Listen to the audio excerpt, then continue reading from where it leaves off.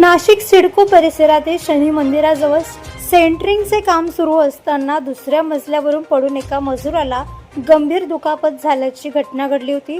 या अपघातात जखमी झालेल्या मजुरावर 2 वेळा शस्त्रक्रिया करण्याची वेळ आली असून त्याची प्रकृती चिंताजनक होती। या घटनेनंतर संबंधित मजूर हा अत्यंत गरीब कुटुंबातील असल्याने उपचारासाठी आर्थिक मदतीची मोठी अडचण निर्माण झाली।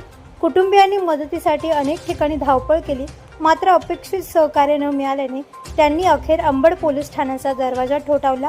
पोलीस ठाण्यात वरिष्ठ पोलीस निरीक्षकांना भेटल्यानंतर त्यांनी या कुटुंबाची व्यथा ऐकून घेतली।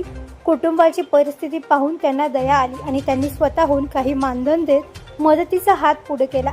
पोलिसांच्या या कृतीमुळे पोलीस म्हणजे फक्त कायदा अंमलबजावणी करणारी यंत्रणा नसून माणुसकी जपणारी संस्था आहे याचा प्रत्यय आला। तुमचं नाव काय? माझे पकड मारे बर, काय घडलं तुमच्यासोबत? माझ्यासोबत माझे मिस्टर ना कामाला गेले होते, तर दत्तात्रयाच्या कामावर गेले होते। त्यांनी आम्हाला फसवलं, आम्हाला म्हणला मुंडा तुटला, ते स्लाब तुटून पडलं। माझे मिस्टर जेव्हा होशमध्ये आले ना तेव्हा आम्हाला सांगितलं की स्लाब तुटून पडलं, तर आम्हाला त्यांनी म्हणजे फसवलं आम्हाला त्यांनी। बर, त्यानंतर मग त्यांनी सिव्हिलमध्ये ॲडमिट केलं, त्यांनी आम्हाला फोन सुद्धा केला नाही। त्यांनी तेव्हा माझे मिस्टर होशमध्ये आले ना तेव्हा त्यांनी फोन केला की त्यांचं ॲडमिट झालं। मग तुम्ही अंबड पोटेशनला आले, आता काय? मी तक्रार केली होती अगोदर, त्याच्यानंतर आता बी आले मी।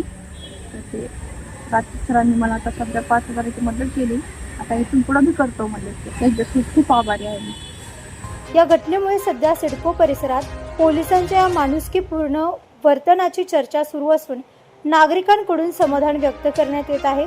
गरीब कुटुंबाला मिळालेला हा आधार त्यांच्या कठीण प्रसंगी मोठा दिलासा ठरत आहे।